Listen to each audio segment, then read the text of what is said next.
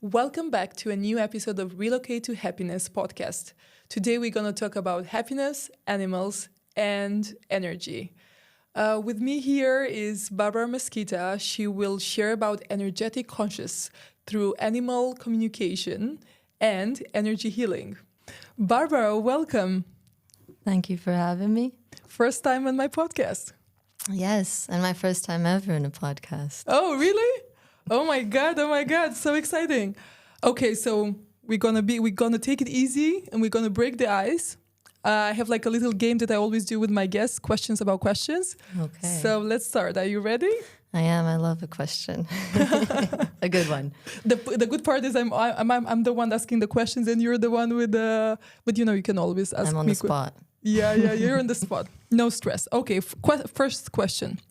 One question that you ask yourself and it made you trust yourself. Question that I asked myself that made me trust this. I ask myself, what is the lesson in this? It's a question that I always ask. And when I see objectively and I get that answer, when I see the lesson, I know I can trust it. Stop going away from what's happening and just what's the lesson here. So that always helps me. It always helps. So a lot of lessons learned, a lot of questions that you ask yourself. Yes, to understand what actually is happening instead of getting frustrated is what's the lesson here? And that just gets me out of myself. Like it gets me to be objective when I'm stuck and just stuck in what's into happening. Something, which actually leads me to ask you another question. And so give me an example of one of the biggest lessons that you learned. Ooh. Well, or one of the lessons that you learned, not to make it so dramatic.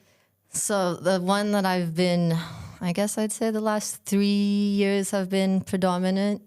And as simple as it is, it's to believe in myself. So it's all these moments in life that my intuition can tell me things or I can sense things. And I would always question myself, but actually believing in myself, it's like these little things that life makes to show like you were right, like that you said, that you thought.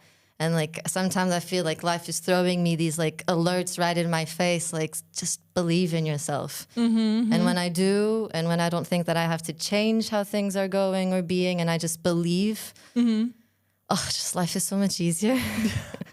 You know how many times it happens to me that I'm like, oh, if I only listen to myself, if I only listen to my intuition, like I saw it, like it was so clear, like why just, it's so simple sometimes. We talked about simplifying things and we just, us people will love to complicate things. Yeah. So, it's like it could just be that simple. Then sometimes it's like, oh, but I couldn't possibly know that. How could I know that? Well, that's just enough. Yeah. And it's so... Yeah, we always need a why or a how we know things. I just do. And trusting that, it's really reassuring. Like it's of course it's an ongoing journey, but when I trust myself and like when there's those moments that I don't even hesitate to stop and think that I'm not knowing, it's just like you just feel the rush of energy and power come to you, isn't it? Like the universe is just like, wink, you did what we wanted you to do. Exactly, yeah. You just have to wink back. Yeah, exactly. Okay, question number 2. One question that you ask yourself, it made you see things differently. Ooh. I think that it's, do I really want this? Like, I think we all know the ego and our little minds that are saying like, no, this is the best for you. This is the best for you. And you're creating these situations. But when I ask like, is this really what I want?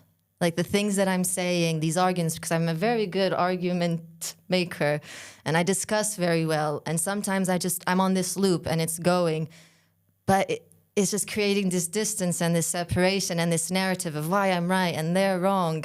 But is this really what I want to? Because I recently found out about myself that when I'm doing all this like, actually I just want proximity. I just want closeness. I just want to be held. So is this really what I want? Like what I'm creating, is this really what I want? And I guess emotional maturity and growth and learning about myself is that actually, like, not always am I doing exactly what I want. Amazing. So yeah, it's a tough one, and even like I feel like quite tight heart saying it, but yeah, it's, am I acting in the way that's actually in my favor? Is this really what I want? I really like that one. I mean, I like all of them. There are no wrong and right like questions, answers here. Some you like more. Yeah. But I could connect to it. Okay, last question, and then we're gonna just jump into it. One question that you ask yourself and you still haven't found an answer.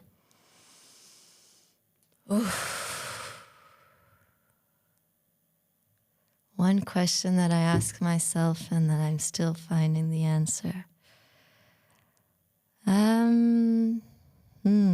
The fact that the answer isn't coming straight up says a lot. So we can wait for it, and then if something comes to your mind. Yeah, well, actually, no. Now I can say I have this. I'm working on it, but I have a funky relationship with money, and I always have this thing of like, why? And then of course I know we're in a material world and we need money, yes, but it's why is this part of me that feels that it brings me such security? It's so inconsistent and incoherent with how I see life and how I do life and what I want of life.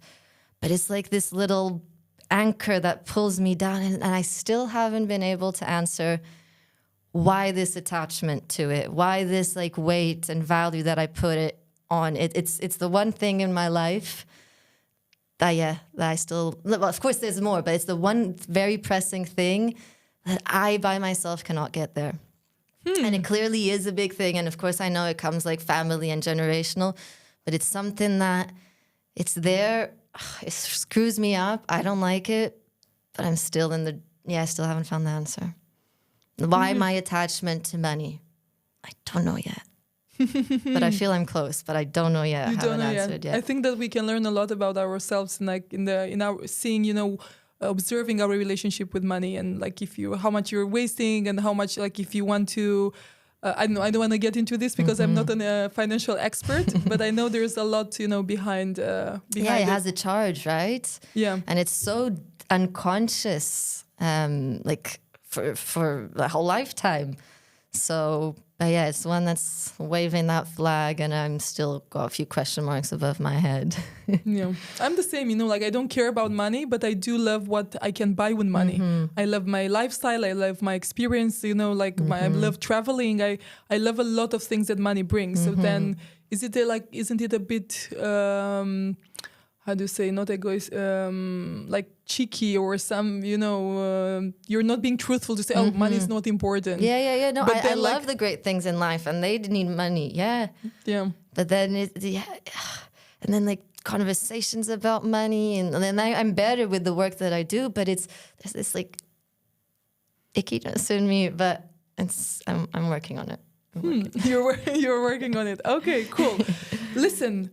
Let's talk about your background and talking about money. No, I'm joking. You were in the corporate world, right?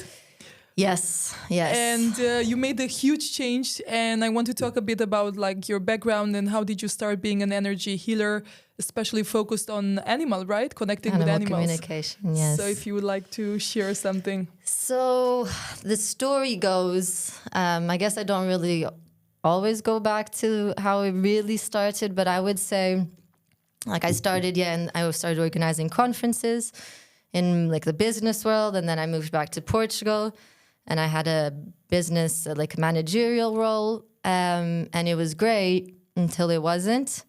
And I think it was during COVID that literally out of the blue. Everything happens during COVID, by the way. I know, right? Most of the people, they had like a rebirth. Yeah, it's an aha.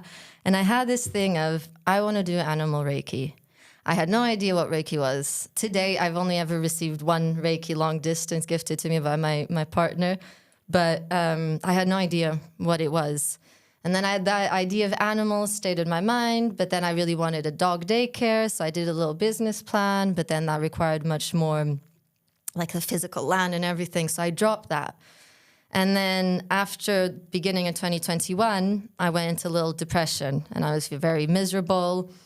And it was quite tough months. And I remember everything was just so dark, but I always saw that like needle-sized bit of light.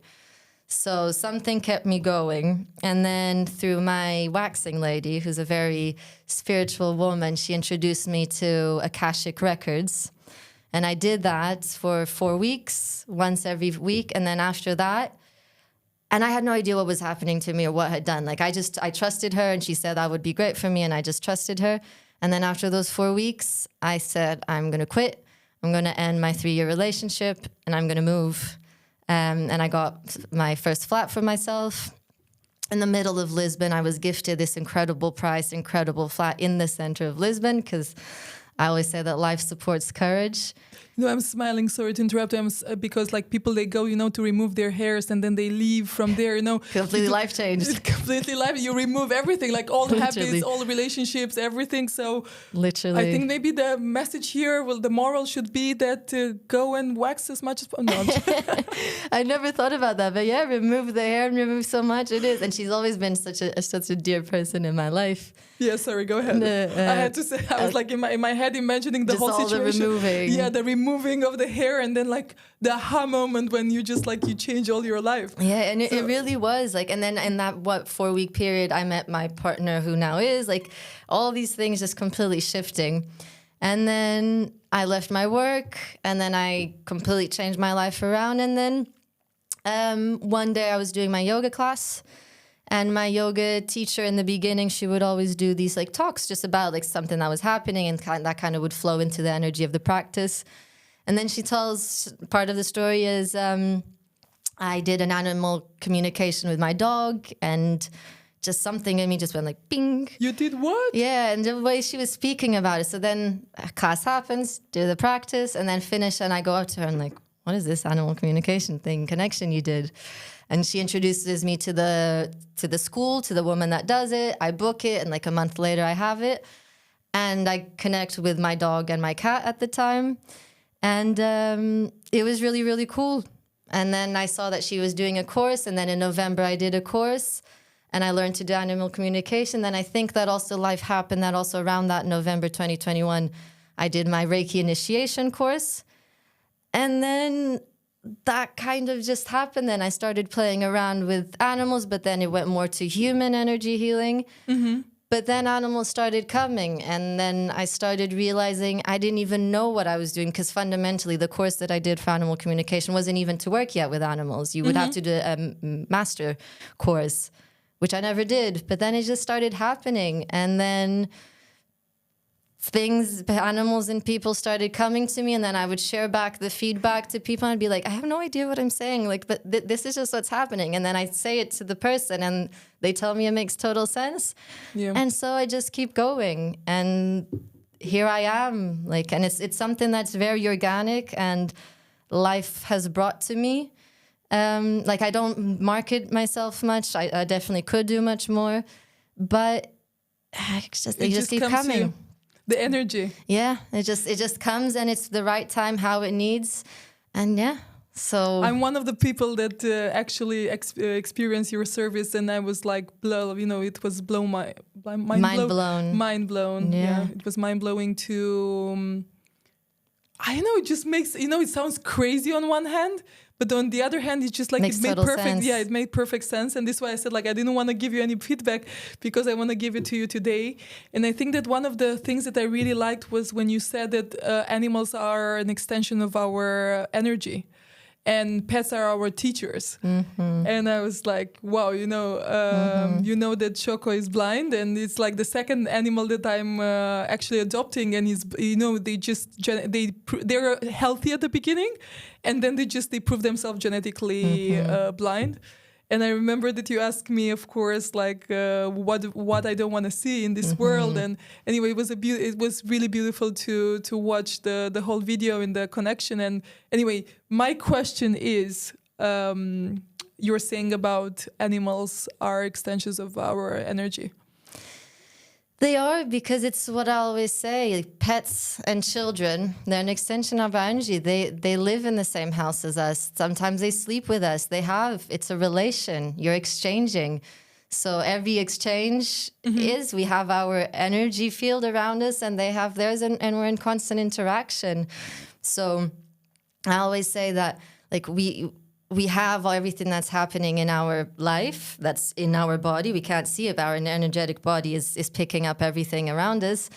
And when we talk about our life or how we're feeling, like our answers generally come from the mind. It's like, okay, I feel this, but then we have this whole story. But animals, they're just neutral. Like energy doesn't lie. So they're feeling the same that you're feeling, but they just show it with objectivity. So it's everything that we are feeling, they are feeling. And they just have that. And that's why I say pets are teachers, because they reflect back what is objectively there. And I remember when we first met, you were saying like, why is my dog like always on my lap? And then I remember that's what I always say to my clients is like, how are you feeling? Why does he feel that he has to be right next to you? Because if you actually check your heart rate and you check how you're feeling, I would probably say you're pretty anxious. So they're just an extension of that, and they're just reacting to that. And by reacting to that, they're helping you to see that. So and fundamentally, it's the same as every relationship, right? They're a mirror of us. But since our animals have that lesson of opening our heart, we're much more accepting of the feedback that our animals give us. Because, we love them. We have, like, it's unconditional love we get. So how could we get angry at them for what they say about us? And that's why I think this is the magic, that they're our teachers in everything that they bring to our life. But in these animal communications, they help us see ourselves with an open heart. Because if it's your husband or some friends, you might like hear feedback, but something in your mind will close down and like, I don't want to see that. I don't want to accept that. But from animals, it's different. So I think they really extend and show our energy, but in our best version, because it's the objective, neutral version. The best and worst is just the concept of the mind. So yeah, they're always just reflecting back. They're an extension of us, and what we want to see or not, we choose. Like, I think I also told you this story. My dog, he's an 8-year-old grumpy old man, and he doesn't like strangers. And I've had him for 3-4 years, and nothing changes him. And it's a tough pill to swallow that neither do I. Like, I take my time with people. Like, when I first meet someone, I'm not conscious of it, but I am aware that my energy is a bit like, hey, who are you? Don't get so close. Why are you in my house? So, of course, my dog is the same. He's an extension of my energy. So it's not easy for me to see that grumpiness, but my partner says that. Yeah, and I have to agree. Like, I can't preach it to some and then not for myself. You know, they're always like making fun that the dog, like the pet, looks like the owner. They really do. Like physically, you it's know, a and real they're concept. like all this. Yeah. It's really funny. And yeah, I can picture a few like dogs and pet, like the owners, and just like crazy. But listen, can you explain a bit for our listeners, the one that are unfamiliar with energy healing and, you know, with connecting with animals, you know, it's just, it's not something that we talk every day, right? Can you explain a bit how you do that, or like techniques and I don't know. Yeah, it's a very, very real question. And I forget, it's a very abstract concept, and I speak with it very naturally. And I know that there's a lot of like errors, 404 happening in people's minds. I totally respect that. Even for myself, like I always have a foot in and a foot out, because it is a very, like, if your mind tries to understand it, it's mad. Of course it is. But I simplify it with just, it's listening with your heart. It's being present. You can call it mindfulness. You can call it meditation. It's just anything. It's a practice. It's a method of just coming into your heart. And how you do that with whatever modality is bringing your awareness and presence into the heart. And again, there's no specific process, because anyone can have whatever method. It can, sitting in silence or meditating or some breath work or visualization, whatever brings or anyone's presence to the heart. And this isn't a magical skill that I have. Everyone has this ability. It's just a matter of belief and working. Working, exactly. Remember that I asked you, my daughter, like when I shared to my daughters that I met you, and the first thing was like, how can I do it? How can she actually teach me how to connect to my animal?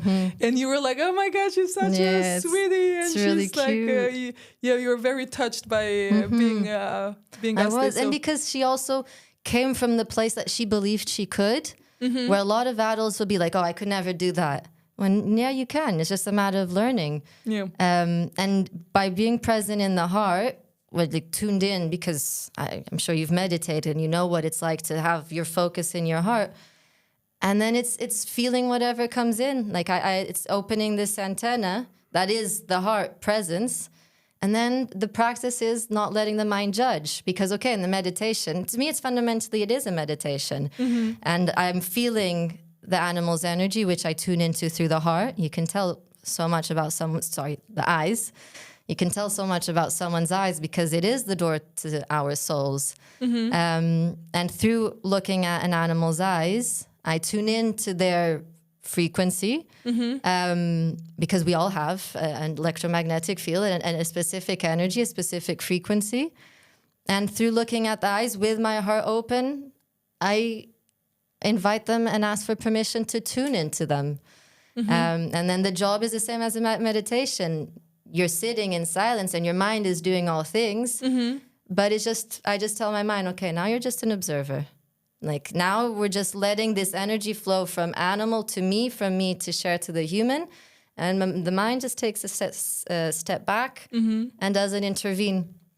But tell me for a second, so the animals, like have you seen any observation, like during when you're doing the process, like with connecting with them, like energetic or after the session or...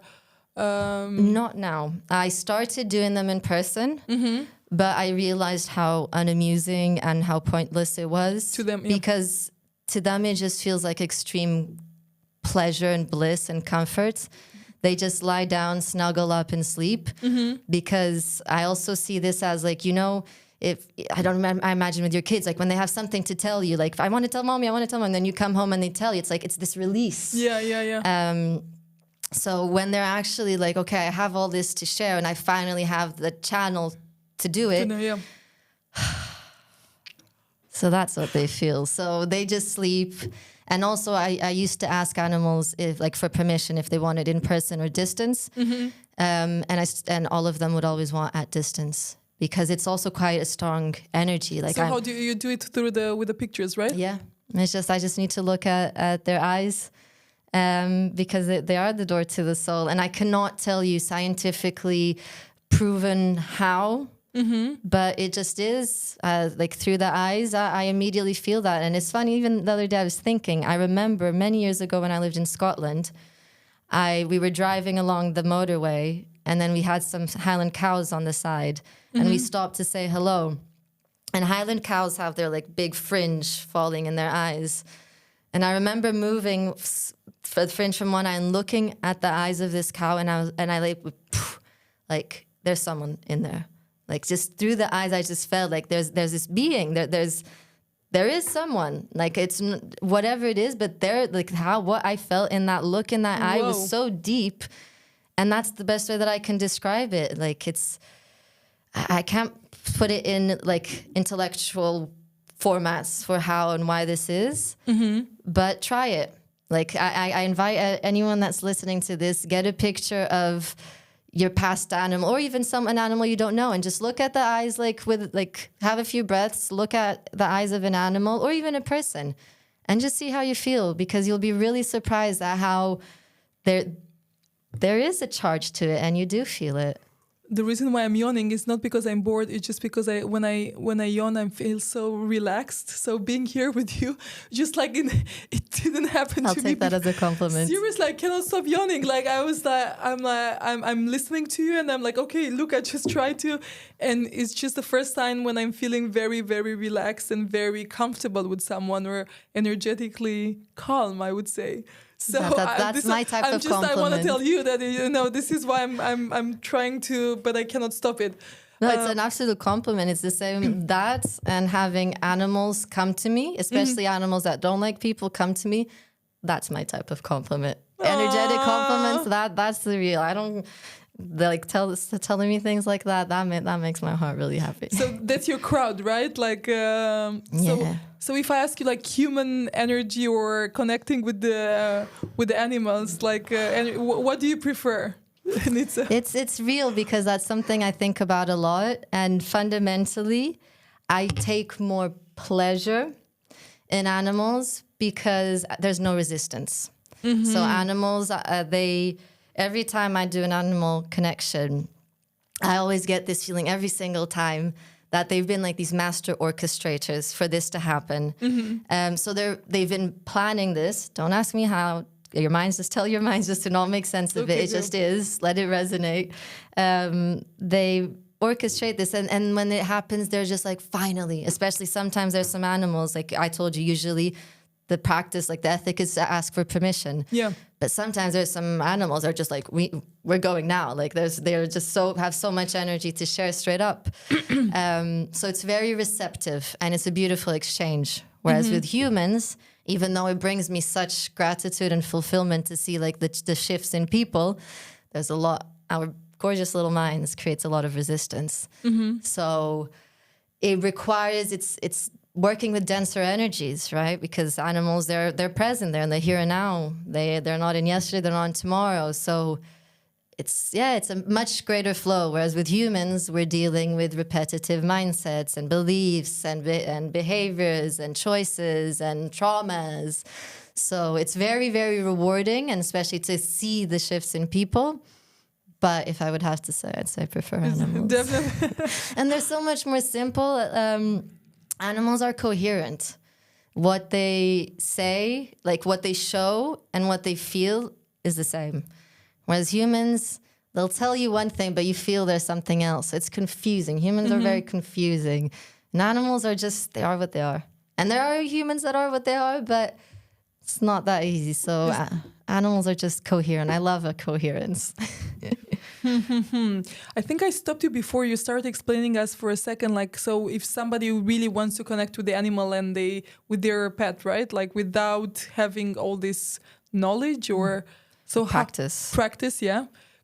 How can they do it, or how can they learn to do it, or? I would say the first thing is to drop the belief that it's an animal. So I can't. Like it starts with the belief. You need to accept, like, just as your daughter said, how can I learn it? It wasn't can I, it was how. Yeah. You need to believe that it's possible, because it is. So, and I always say a very simple way is when your dog or your cat is sleeping or lying down, intentionally go there, like stroke them, look to them in the eyes, like really tune in, like feel them. And just actually intentionally spend 5-10 minutes, and then ask, can we exchange energy? And your mind will be like, you're speaking to your animal, you're going crazy. But just go past it and just ask, can we exchange energy? And then just ask a simple question. What do you want me to know? What do you need me to know? What do you want me to see? And just ask and just see. Let your mind, like, have an open mind and an open heart, to be open to feeling or having something back. And also something to be clear, animal communication, it's not like us. There's no words. It's a feeling. Yeah. And it's the same thing. You can go into a room and you can sense the couple that's just had an argument. Like you can sense the tension, or you can sense if your daughters are feeling things. So you can pick up information by what you're sensing. So this is the type of communication we're talking about. It's like the intuition and those hunches and those feelings, like, there's no words. You just have a feeling and you give words for it. Yeah, it happens to me. I have to show off a bit that one of my daughters, she was. I asked her, "Do you want to go somewhere? Or do you want to do something?" I don't want to get into details. And she was like, "Yeah, like, how did you know what I want or what I feel?" Or and I looked at her and was like, "You are in my belly. I know you. I know you. Like, I can see through you." Yeah. And she was like, "Yeah, what?" And you're so connected. So what's going on in her fields, you pick up. So this is what I'm saying. You tune into their field by touching them, looking into their eyes, and just really feeling that, like, because they are in such a good place. And if you really allow yourself to, like, I really want to feel you, I really want to do this exchange, and ask the questions, and just be open to having an answer back. And it may not be the first time. No, like, I also needed a few times to get it rolling. So how many years you're doing it now? So end of 2021 is when I did the course. So going now on 3 years. And it's been about 250 connections since. Wow. But I haven't also been like every month doing this. It's always been very fluctuating. So yeah, it's just being open. And like, even when you go on walks with your dog, like, to yourself or even out loud, like, show me where you want to go, or show me what you want me to feel like, and just be open to let them guide you. Let our animals lead us. What you also told me, let them lead you, and let them take the lead. I think he's taking too much of a lead, actually. He's like the boss of the house. But maybe because that's also what you need, because maybe you try to know and control and you lead so much. Maybe he's an energy that you don't think you don't control. Hand that over to him. Take that weight off of you, and let in those 5, 10, 30, 1 hour be a moment where you have no control. Let yourself like enjoy that. I get it. You know what I remember now? I wanted to ask you. You mentioned you talked a lot about change and the digestive system, right? When you did my reading. I remember, yes. You wanna share a bit with us about? I found it super interesting. Because all this, as I said, since it's not literal language and words, it's very symbolic. And when I think of stomach, it's like life is going in, digested and out. So when I sense, because when I'm connecting to animals or people, I sense the pains or the tensions or the discomforts in my body. It's like, then it goes, of course, but I feel it. And when I feel like a tightness or tension or something funky in the stomach, the first thing that I'm always shown is what's not going down well. What is stuck, or what haven't you processed? What haven't you digested? What's not coming out? What's coming in and not coming out? Because, right, energy flows through us. And sometimes if something happens or someone says something and we're like, and then it stays in us, then we stay digesting and we never let it out, or it never comes out. And then it starts hurting and making us bitter. So it's... I think there's also that expression, like, cannot swallow him. I can't swallow it. Yeah, or it makes me sick. This is happening and it makes me sick. Like, I can't believe this. Like, I don't want to believe this. I feel sick with that, right? All these expressions are literal. So what's the connection with the change? So when you're saying, when you're like not letting change when something's happening, an energy is flowing in your life and you're holding on to it. You're not letting it go, you're holding on to it, so it's not passing. So life and energy is happening, transformation is happening, change is happening, but you're holding on to, you don't want it to change, so you're holding on, you're keeping it in, you're squeezing it in. And digestion is food, it's life source. So that's, and this is concepts that I'm sharing, but it's just all the connections that I've done that have shown me that. So there's the information, and then it's backed with information that it just comes to me during the connections. It's not cognitive. I'm not like, as I say, in most recordings, like my mind could not make this up. Yeah, exactly. So yeah, that's changes. The life is happening, but we're holding on to. We're not letting it go. We're not letting it fulfill its natural cycle and flow, and then it stays stuck. In our digestive, it's really hard to digest. It's very dense, or it's not easy. So just staying there, not letting it pass. When I heard that, I was like, "Ooh, is she talking about me? Yeah. Is she reading me, or is she reading the dog?" Because that's the thing I also always say is like, okay, the connection I'm doing is with the animal. Yeah. And I always give a disclaimer and manage the expectation before. It's like, this is a connection with your animal, but it's going to be all for you. They're your teachers, and I'm just opening this message, like this portal for you to hear the messages. But this is about you, because they're here for you. Animals have a purpose with us. They're here to help us with a mission and a purpose, and they want to help us in this life. So yeah, I think it's super important to have like pets in general, like for a family, or like I feel that he's a member of our family. I also felt the cat before, and I felt that it really changed the relationship actually of the kids with other people, because they are learning so much empathy, and they're learning how to, let's say, they're still on their way to relearn like responsibility, I'm the one that takes him out, I'm the one that feeds him, and it's like, mommy, how come that he loves you so much?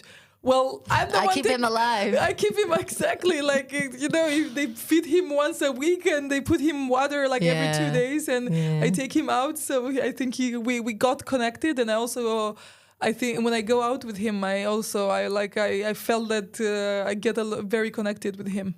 Yeah, and as you also told me that, and that this was also the case, is animals choose us. We don't choose our animals. We might think we do, but I remember that you also felt that dog needed to be yours. And I felt that also with my dog when I adopted him and saw him on Instagram. It was like, bam, he's mine. Like, and now I can understand, like, he was the one that was waiting for me to see that. The grumpy guy. Yeah, like they choose us. So the connection is with you. Like the girls are your daughters, and of course he loves them, but the connection is with you, undoubtedly.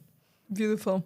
Okay, so let's talk about, I love talking about successful case studies / memorable clients or experiences or something.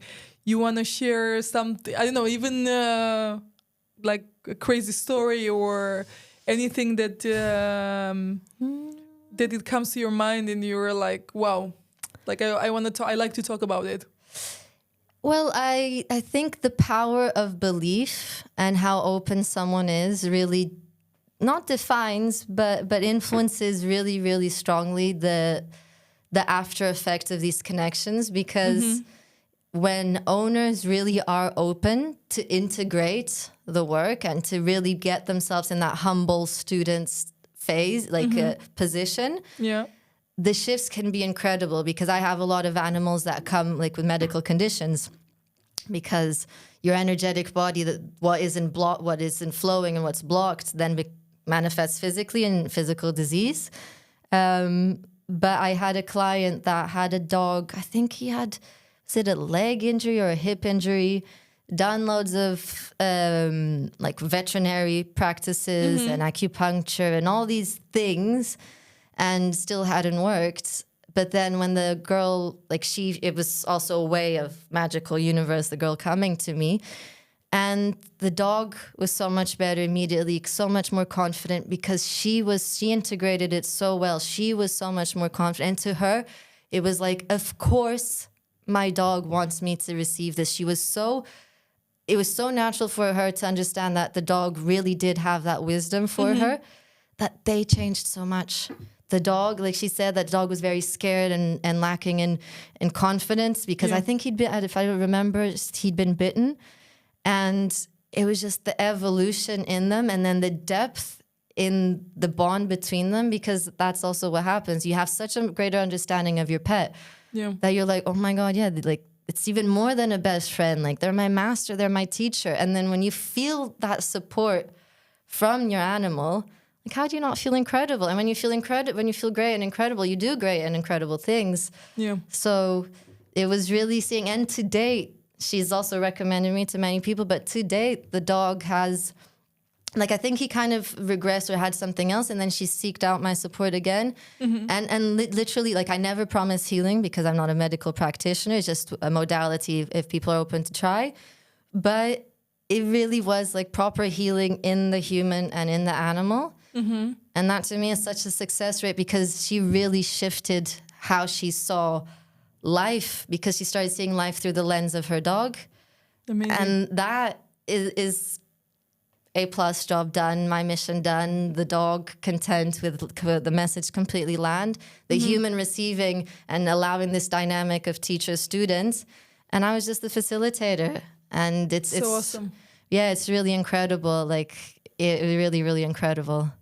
You know what I would add here? The fact that I think it's like we have the nature and the nurture, like how we take care of. And also I can relate to I took my dog when he was 2 years old, and I told you he had a very difficult story, and with the owners that, he was neglected, he was tied up 24/7 completely, they didn't want a pet, they wanted someone to be there, and I can't believe that even today there are people that they treat the animals like this.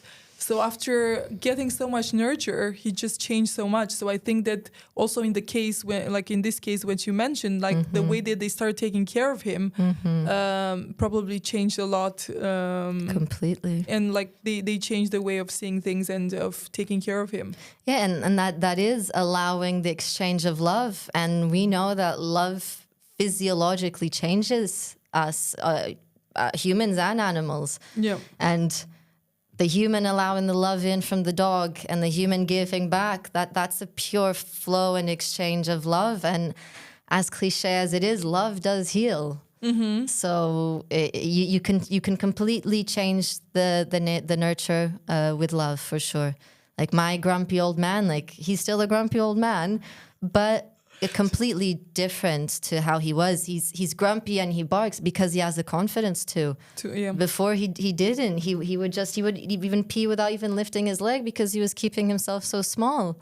Oh my God. So and yeah, complete change. And as I say, it is cliche, but cliches happen for a reason. That love does heal. Yeah. And that's what our animals want us to do, is to help us open our hearts.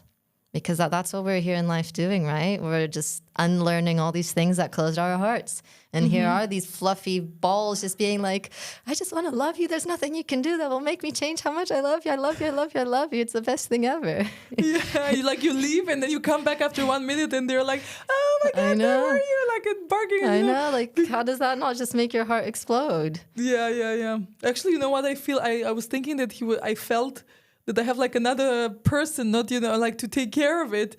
And for me at the beginning it was like, oh my God, like I don't want somebody else dependent on me, Anyway, I started to accept him and to, oh my God.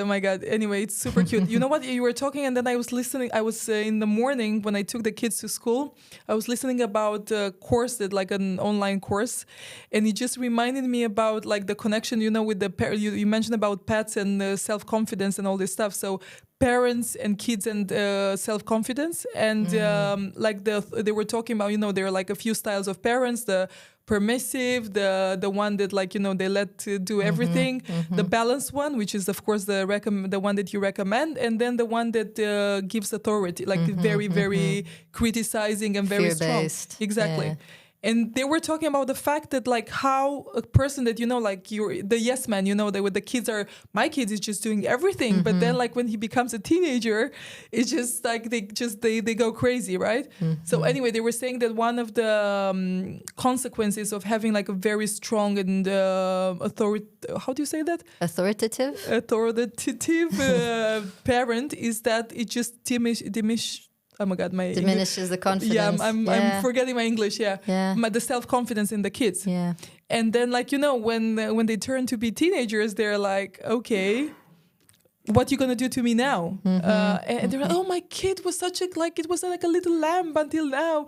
They was listening to everything. Exactly. They were rebelling because they were like told what to do all the time. They were never asked. Giving them autonomy. Yeah. Anyway, I just had I had it in my mind that No, it totally is like.